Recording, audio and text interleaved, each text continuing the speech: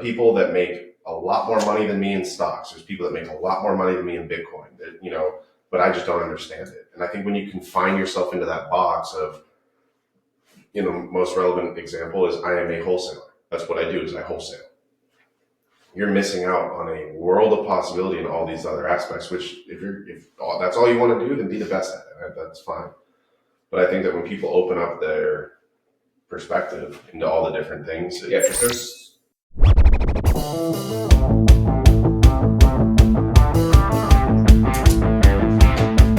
all right, Ryan. So back here on this beautiful, sunny, slippery, ice-filled, chaotic day. Today is nothing close to sunny here in Nebraska. It's I don't know what it is today. What 13th, 14th, something like that. It's 14th. Yeah, we just got out of the Friday the 13th storm.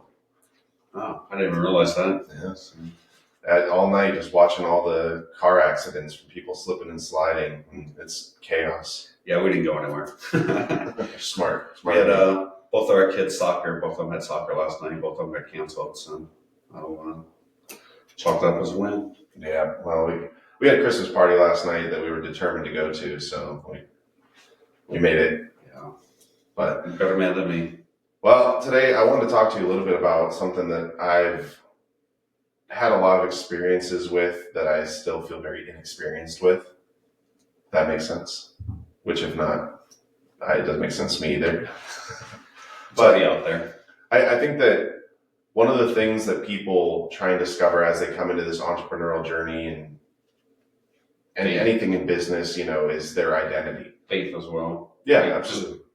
I would say it's more like as a husband, as a father, as to me, what you're about to get into opens up the door to a lot of things. Well, yeah, absolutely, I agree. And I think for I can't remember which video it was. It was years ago that I watched it, but it was about the difference between identity and personality. And at a basic level, your identity is how you view yourself. And not talking about identity politics and that stuff, we're going to leave that on the side.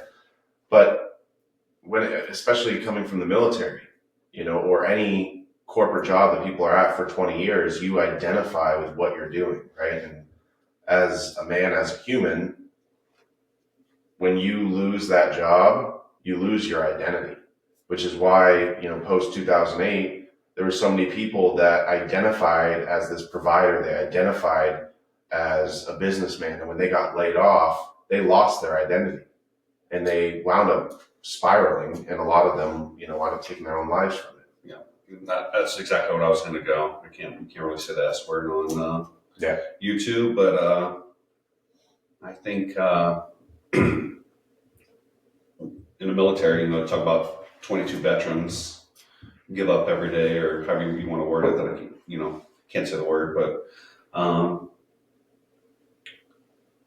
and I think that's a lot of it. It's as much identity as it is what they seen and what they did. Right. Absolutely. So, people attribute it straight to the PTSD and all that stuff, and that's just my opinion, piece of the problem. Small portion of it. Well, and for some people, this isn't minimizing their problems. Their problems are their problems, and I'm not in any way, shape, or form.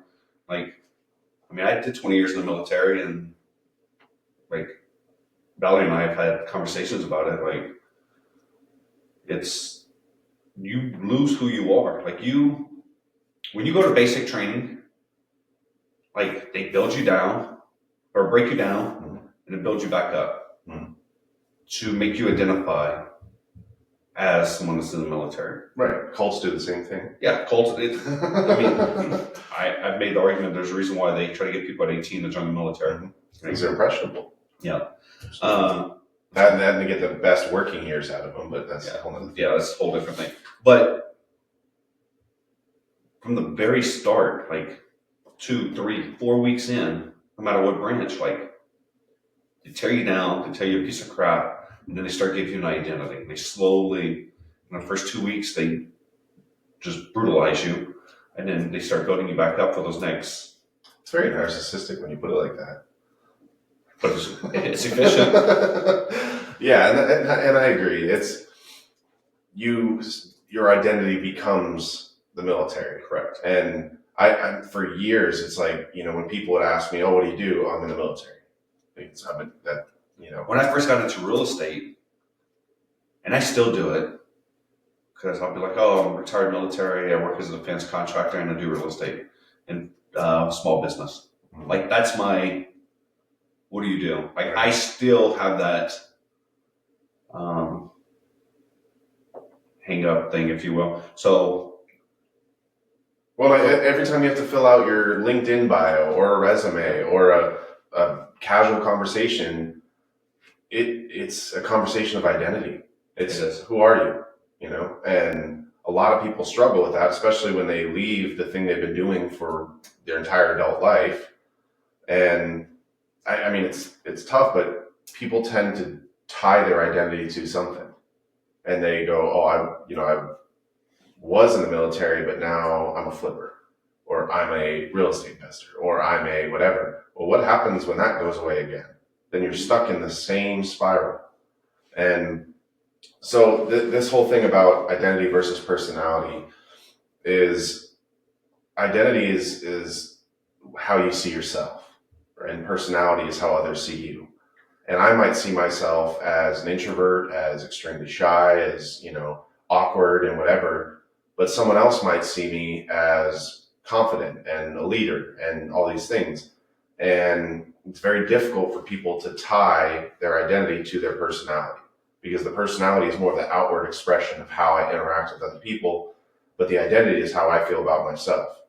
And I don't remember if it was Nietzsche or some famous psychologist talked about the different. I'm going to get this wrong. I'm going to butcher it a lot, but you get a lot wrong. But but it's like the conscious, the subconscious, and the superconscious, or something like that. Anyways, but there's the same kind of thing when it comes to the types of conversations you have with other people. Like there's people that you interact with. You say, "Hey, how's your day?" And that's the extent of your conversation. There's people that know surface level secrets, like, "Oh, I cheated on my taxes last year." Then there's the people that know the ultra secrets that only you and God know. And there's a select few, like my wife knows absolutely everything about me. She's probably the only person that I can say knows everything about me, because you keep this certain level of reservation with each layer. And when I have a different personality with my wife than I might have with my closest friends, and a different with my closest friends than I might have with business colleagues, and everyone is looking at my personality from their lens, from their experiences, and think this person might have gotten screwed over in a business deal. And when they see me make a joke in a business meeting, they're correlating that to someone who's untrustworthy, and they think I'm an untrustworthy person. So they assign that personality trait to me based on their past experiences. Doesn't make it true. Doesn't make it my identity that I'm, a snake oil salesman. But when people can have a better understanding, it's part of the egotism of being able to look inwardly of how are you exuding yourself, and I think cameras are very humbling, when you go back and rewatch these and see that just my mannerisms, how many times I say or or and those kinds of things, like yeah, that is what people are receiving. And it might come off as a lack of confidence, but I don't feel a lack of confidence, And so that same thing, I think that too often people are trying to discover their identity instead of create it. So when you create your identity, you are defining who you want your future self to be. And it's the fake it till you make it. I don't agree with that. I think it's become your future self now, right? And if you want to be a millionaire, entrepreneur, then how do millionaire entrepreneurs behave? Well, they're probably not sitting around playing video games all day. So you need to identify as a person who does not play video games. If I want to become a fitness guru, I'm probably not going to go eat a bucket of ice cream. So I'm going to identify as a person who doesn't eat sweets. And that, for example, that's one that's relatable to me, is I realize I got enough vices in my life. And I just cut out sweets altogether. Now, it comes back in waves. Like I'll go, Halloween candy came and I had to eat an entire bag of Halloween candy. But I realized that I have no self-control when it comes to sweets. I wanted to be the type of person that eats less sweets, so I became a person that doesn't eat sweets. Mm-hmm. And so when I tell people, I don't eat sweets, alcoholics do this when they go to AA. Until they say, I don't drink, they're going to be a person that continues to drink, or people that are drug addicts. Until they say, oh, I don't touch that stuff. Now, is that true historically, or is it true in the future? We were talking about military and basic training and stuff, but that's kind of what AA is. Like, build you down or break you down and build you back up. I keep saying it wrong every time, but rehab is they're giving you a new identity. Mm-hmm. So with AA and rehab, you're already kind of broken down, and that's why you go there. And they don't have to necessarily break you down. But have you heard John Crist, the comedian, talk about rehab? I don't know. I've heard some of his stuff, but so yeah, John Crist, he's a Christian comedian. His stuff's very clean.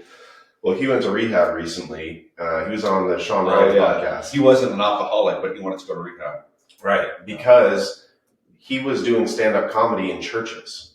And so he had this kind of relation to the church, even though he wasn't a pastor. He wasn't at all getting up there preaching the gospel.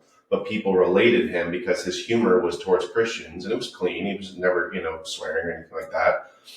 But he said one time he had, I think it was like a vodka soda on a plane ride at 11 in the morning, and someone saw him or something like that, and he just felt like garbage. And he was from, I don't know how the different denominations are, or even the connotations and all of them, but one of them was very like dry, like they're very, if you touch that devil's juice, you're a piece of crap.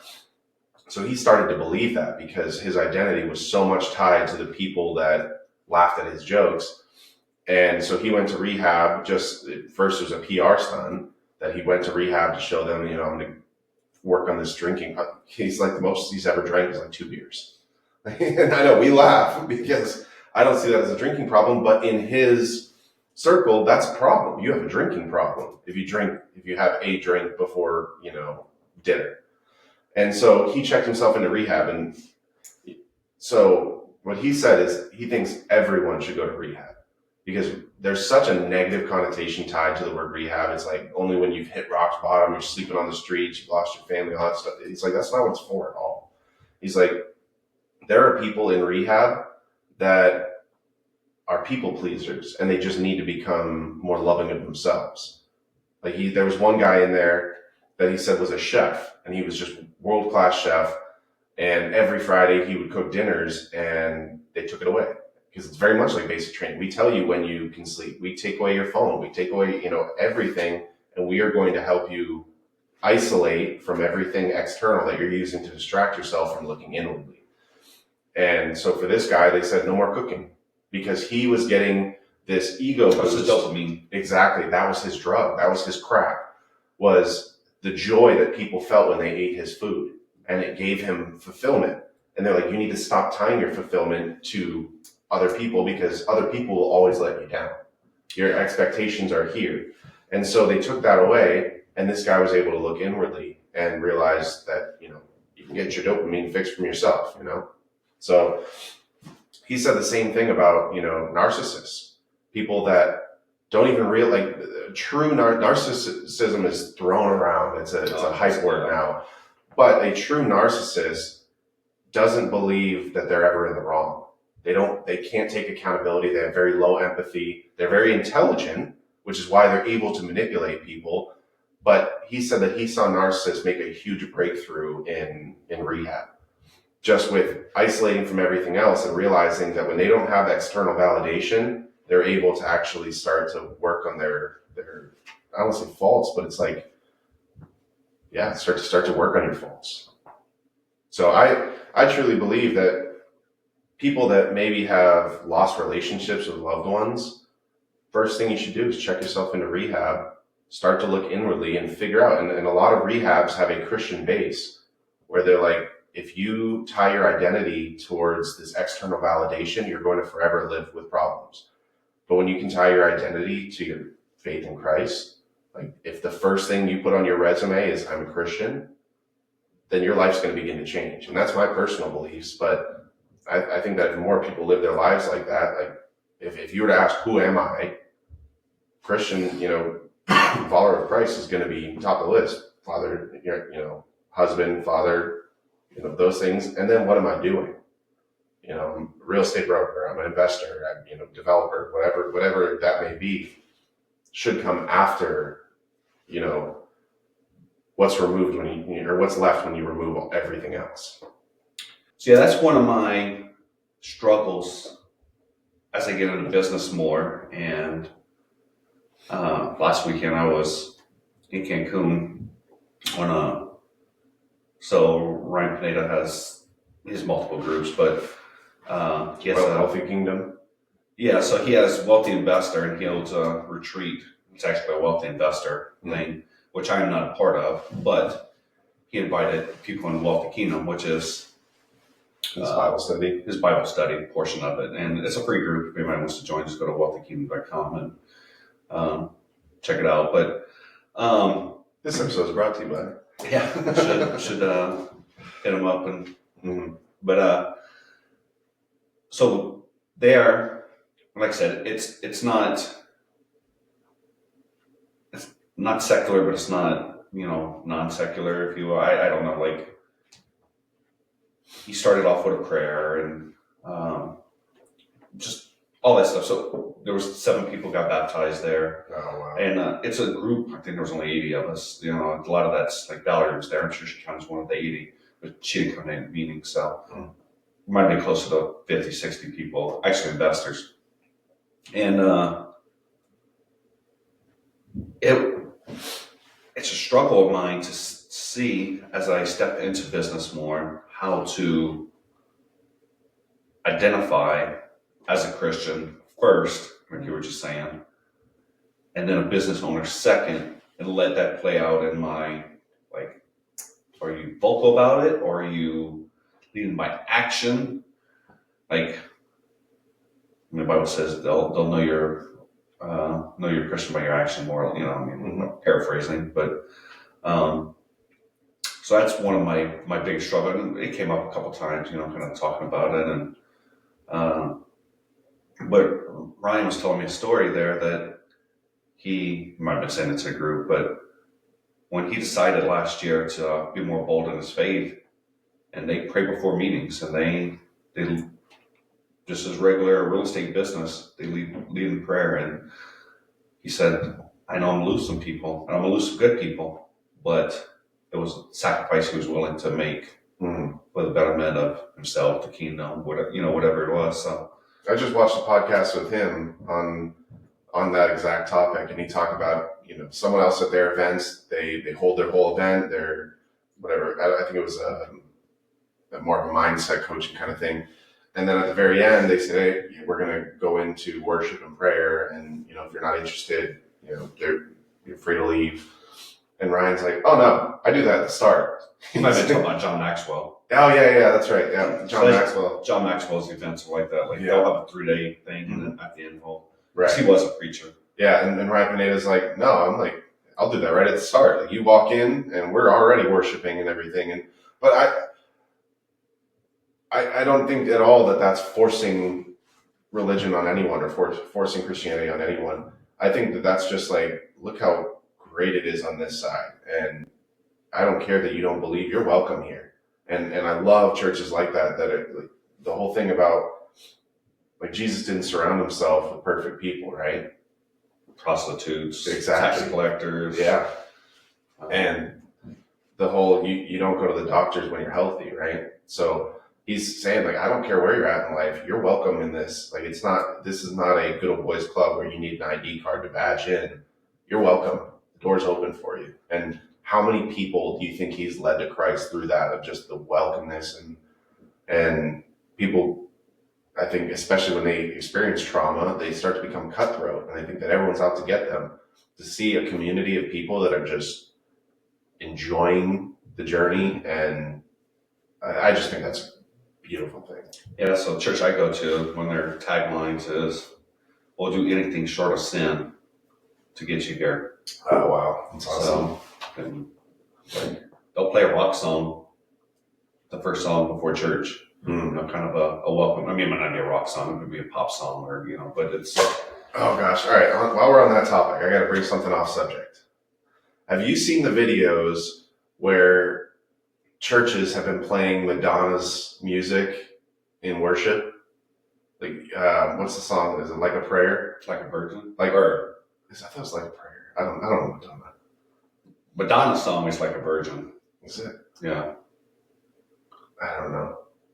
But I think you know what the song I'm talking about. They sang it in worship, and all the comments are I mean, if you listen to the lyrics from the lens of a Christian, naive, Christian, I can see how it would seem like a worship song. But it's not just one church. There have been numerous churches that have done this, and people are like, the lyrics are basically like, "I get down on my knees and I'll take you there." Like, you know what song I'm talking about now? No. Oh gosh, it's you we can let everyone use their imagination as to what the song's actually talking about. But seeing all these church choirs sing this, and like, there isn't a single person in your entire church organization that thought, "Hey, maybe we should look into this a little more."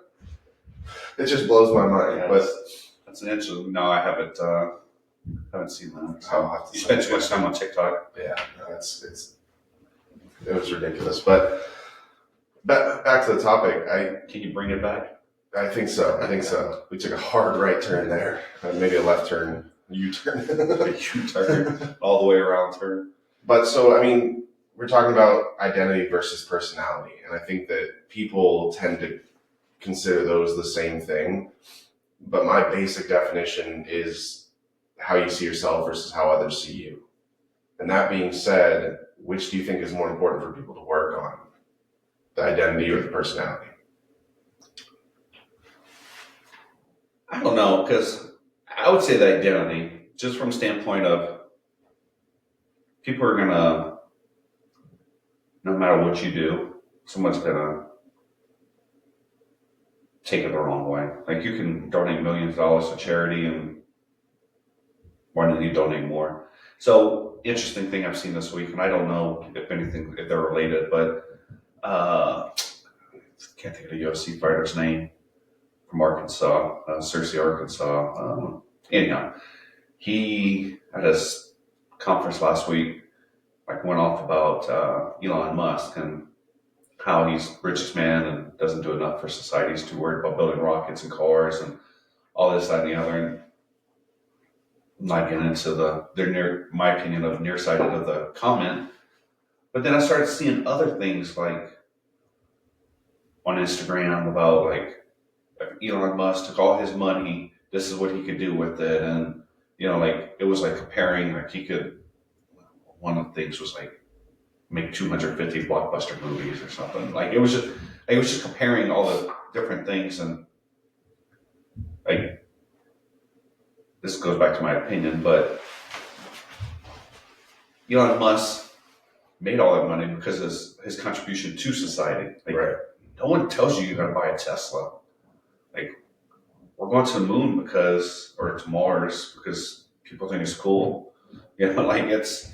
Well, I mean, I think it's more than because people think it's cool. Like, I can't say I agree with Elon's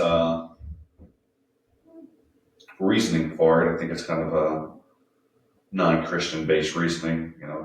Oh, that's a good one. So I watched a Neil deGrasse Tyson and Bill Nye video yesterday. I'm sorry. I love Neil deGrasse Tyson. I'm such a freaking nerd about that stuff. But I also watched one where they interviewed, I think it was what's his name, Cliff Koschel or whatever. I don't know. He's a biblical scholar, and they're asking, like, do you believe the colonization of Mars is anti-biblical or whatever? And I don't know. I've seen the argument made both ways, and I still don't know how I feel about it. So, interesting enough, we're on this topic, but so I got a book. It's 90 Days Through the New Testament, and I'm day 87 or something. And obviously, the end of it, when you're going through the Bible, because it's chronological, is Revelations. And so I've been reading Revelations for the last 3 days or so. Oh, I opened the first page of Revelations, And I started reading it, and I was like, I think I'm going to read Proverbs first. Yeah, it's Valerie's like, I don't, like, it's just too scary. Yeah, Nicole's the same way. She won't read it. Yeah. She's read every other book in the Bible 15 times over, but will not touch Revelation. So what, I think it's chapter 12 or something, it's talking about, like, it might not be 12, don't quote me on this, but like the war between the devil, basically the devil, Satan, and Michael, or, you know, way I read it, they're kind of equals, and they both have their, so say Michael the Archangel and Satan, Lucifer, they're equals, generals, if you will, in the battle, and they have all their angels and devils below them, and just talking about like the battle of earth and the battle of heaven and how everything gets destroyed, and then there's a new heaven and a new earth. But yeah, it's I don't think going to Mars is the answer.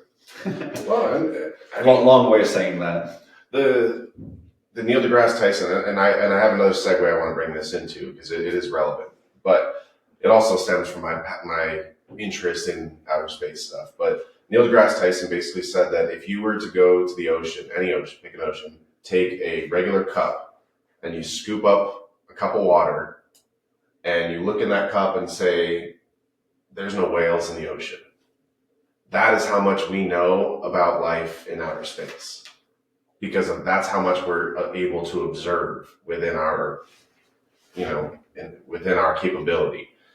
And he basically said, I'm not going to try and get into, I'm not a scientist, I'm not an astrophysicist, but he said that when we can get more research to Mars, and they're researching Venus, Saturn, all the moons. He's like, we found more interesting stuff in the moons surrounding some of these planets than we have on the planets themselves.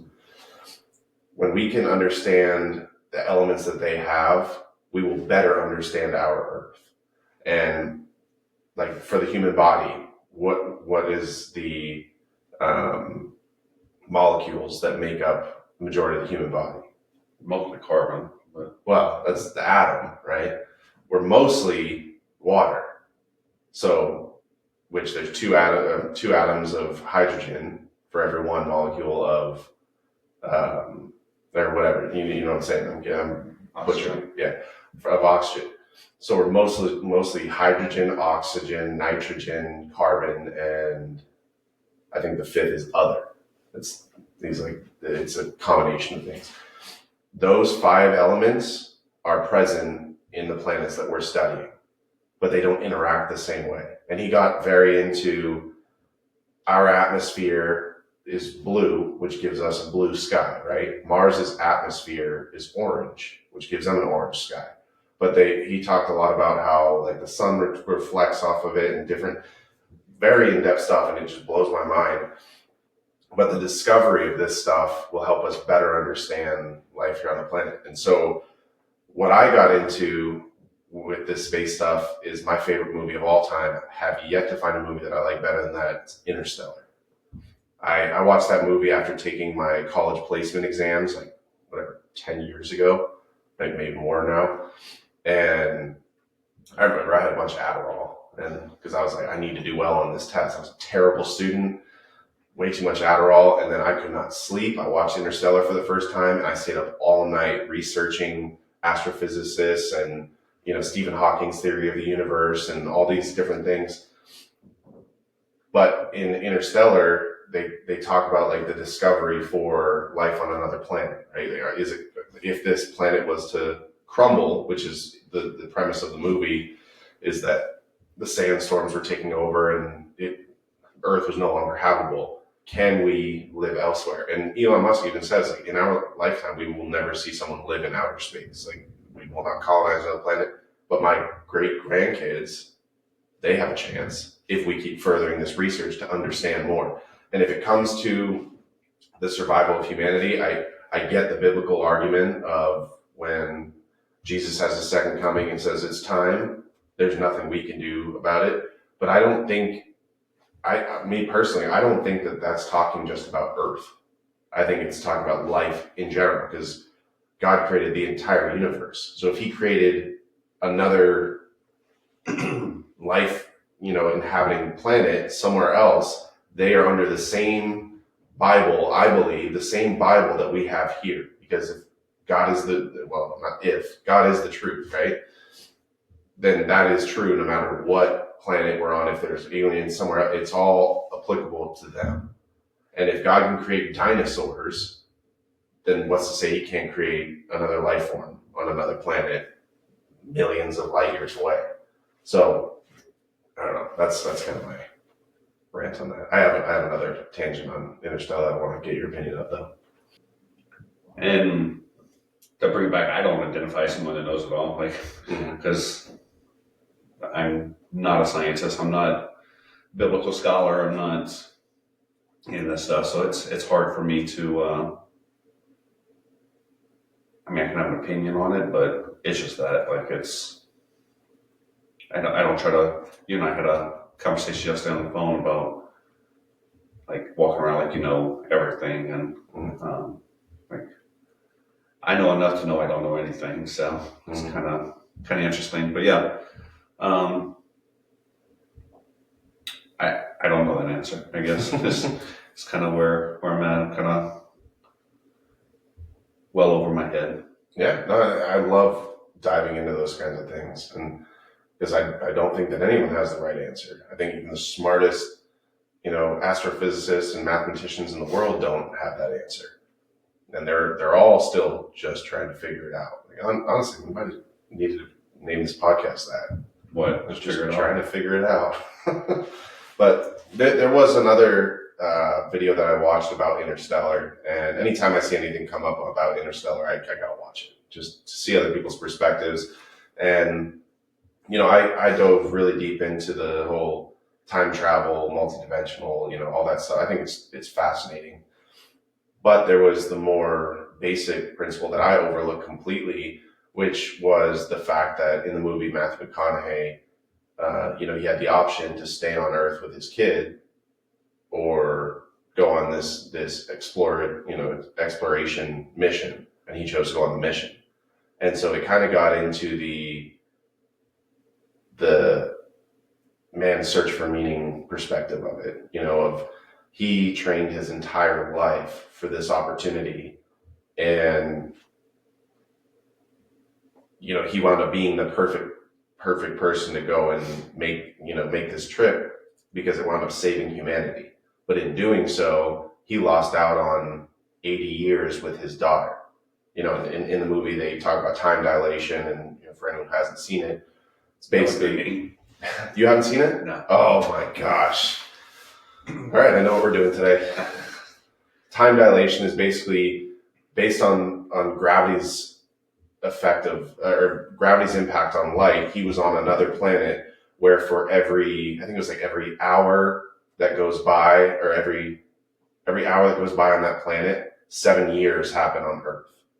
And there is a theory about this. It's called the twin paradox, where if two twins are traveling, or there's two twins, one takes off in a rocket going to outer space, driving or going at 1 light year per second or something like that, and then when they fly, or however the relation is, they fly a certain number of light years, then turn around and come back, they will be younger than their sibling that was on Earth.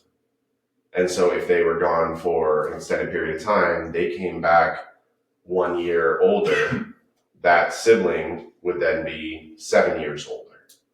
So it's this crazy concept, which physically is not possible, because one, in order for something to travel at light speed, it would need enough fuel to be able to travel that fast, which defies the law of physics, because we don't have anything that can combust that off. But anyway, that's a whole other topic.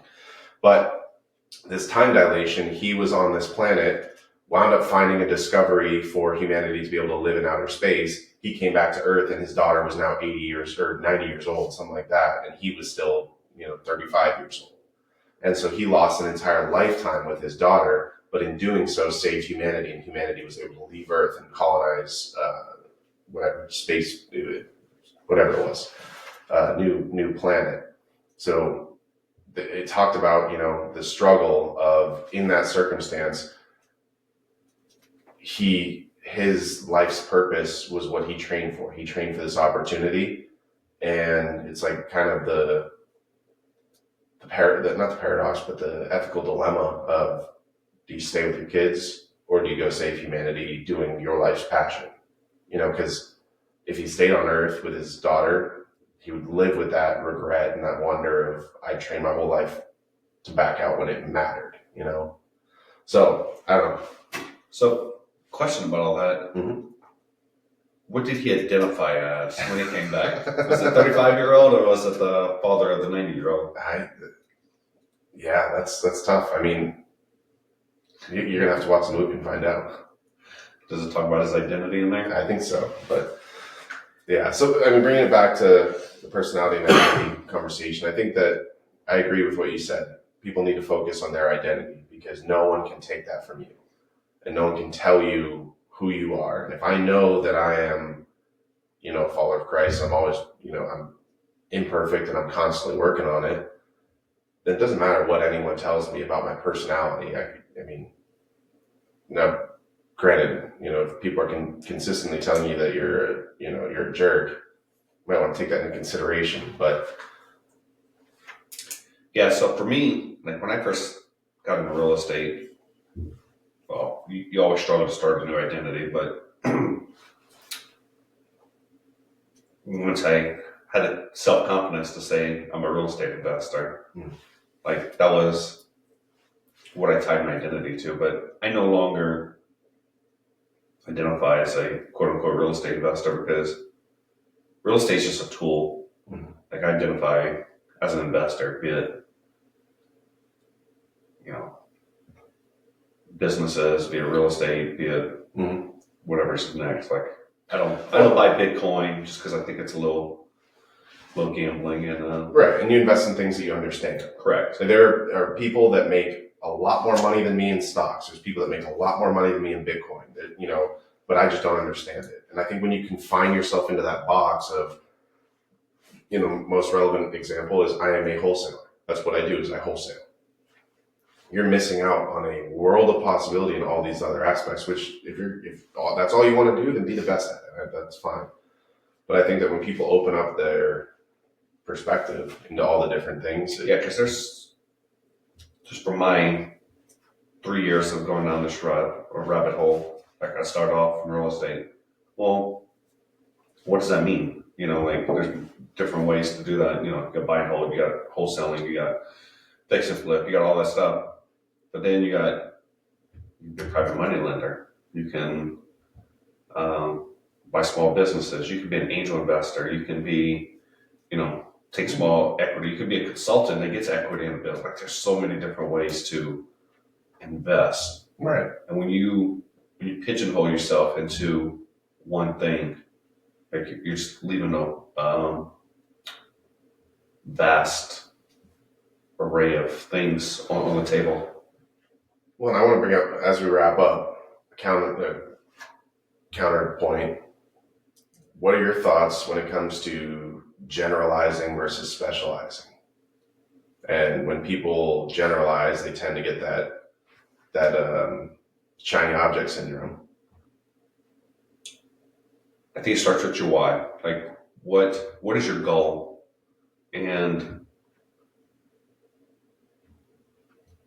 I wholeheartedly think that shiny object syndrome is like, I suffered from it. Like, oh, I'm gonna do this. I started trying to flip this year.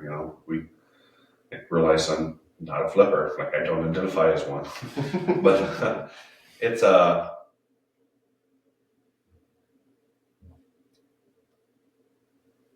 I think that there's a way to be an investor without getting stuck with shiny object syndrome. So for me, I know, talked about previous recording, that I am buying a plumbing business. Like that's my whole goal in 2025 is focusing on that plumbing business. So I'm flipping, not happening. I don't even care about buying any other properties or anything. Like that is my my pure focus and where I'm march towards. So any second I get, it's towards that. I talked about earlier how I finished reading Cody Sanchez's book. I got another one that I just started today called Elevate, which is like elevating home service businesses and stuff like that. Like that's my focus. That's what I read. And so I think that's how you, what is your end goal? And then focus back from that. And don't, I think it's important when you start off to try a couple different things. Like I started off with short-term rentals and long-term rentals. And then I'm like, the market kind of switched and I went to midterm. And now I'm like, I'm just going to focus on long-term and just be done with, it's just easier and kind of put some money in there for a year and hope they renew. And so I'm kind of simplifying now. And, yeah, we've done the same thing. Is we've tested all the different strategies, and it's just finding what I like about certain things and being honest about where my time commitment is and what really fills my cup. And as far as rentals go, like short-term rentals are great; they're very profitable, but I just don't like the high turnover. Like I think it adds too much risk. And me thinking about commercial real estate. The people that solely focus on industrial, and that's all they do is industrial, and they do very well at it, then they become the experts and they're serving that clientele that way. And I think that there is some benefits to generalizing because, like you said, you are testing those waters. But it's sort of like if you listen to Alex Hormozi talk about an advertising strategy, he says to create, 3 to 5 campaigns, test them out on social media with $500, whatever, and then find the one that gets the best response and double down on that. And then you put 10 grand into that one campaign. That to me is generalizing, finding what works, and then specializing. Well, we'll use Alex as an example. Like he started with Gym Launch and that was his one thing. And now he's diversified everywhere. So he's become more of the generalized. Correct. But he's using the skills and the knowledge that he gained from one area to do that. And I think that's kind of what you have to do. Like, I do believe you don't know how many people go to school at 18 and they start off, I'm going to be an engineer. I'm going to be a lawyer. I'm going to be like, they bounce around to 20 different careers before settling. Right. I think if you're getting in real estate, there's no difference. Like, try a couple things out, work with some people, whatever, go intern somewhere. It doesn't matter. But then once you find what you're interested in, be it development or flipping or wholesaling or whatever, then what's the saying? Go an inch wide and a mile deep. Yeah. Right. I was just going to use that analogies. I think that at the beginning, you need to go an inch deep and a mile wide and have a basic understanding about a lot of different things. And then once you learn about those things, you find what works, and then you can go a mile deep. And Nicole and I've been talking about this a lot. Like the managing broker for the brokerage we're at right now, he used this analogy of spinning plates. Like, those circus shows where they put the plates on a stick and they're spinning them. You need to run your business like those plates, where every day you're going, you're just adding a spin. Then you go to this one, spin, spin, spin. And that's, to me, more generalizing. And I think you can get as zoomed in, just like a microscope. You can look at it from this high and spin these big plates, or you can get really granular and I'm going to spin the plates on my daily tasks. And I think that too much of it is if you're getting distracted with industries that are completely separate, then I think that's too much generalization. And that's just my opinion. I could be wrong. But if you can find a way to tie them together and they're in the same direction, they're just parallel paths, then, there's no harm in that. But yeah, it all comes back to how you identify. Yeah. So. And to wrap up the identity conversation, I think the best advice that I can give is people need to look at their I am statements of when you're telling people about you, how are you speaking? Because sometimes those I am statements are not your own beliefs. There are things that you've been told growing up by someone that, oh, you're not good at this. Oh, you're not focused. You're not. I got the same thing. I was told that I would never be good at real estate. And I was told that I'm not a good student. And now here I am, a real estate broker, been very successful in real estate. Now I'm, going through degrees. I'm applying to law school. But I was told my whole life that I'm not a good student. So I believed it because that's what I was told. That's my personality. People were telling me that you're not a good student, so I identified with I'm not a good student. I've changed that identity. Obviously, and most of it is because of my wife. My wife is very good about telling me things about me that I didn't realize. And when she says, no, you are a good student, like, you just need to apply yourself, and so now I've found these things and my identity has become what I believe about myself, which then has become my personality. And so I think that you're absolutely right. You need to focus on your identity and talk about yourself in a way of how you want to believe yourself to be. Like if I'm not saying you have to lie and say like, if you're working a W-2 for minimum wage saying I'm a millionaire, like that, it doesn't quite work like that. But if you say instead of saying I am a bad listener, you can say I'm working on being a better listener. Yep. So focus on those I am statements. Well, on that, I think it's a good place to end. She got something else to add? No, drop the mic. Cool.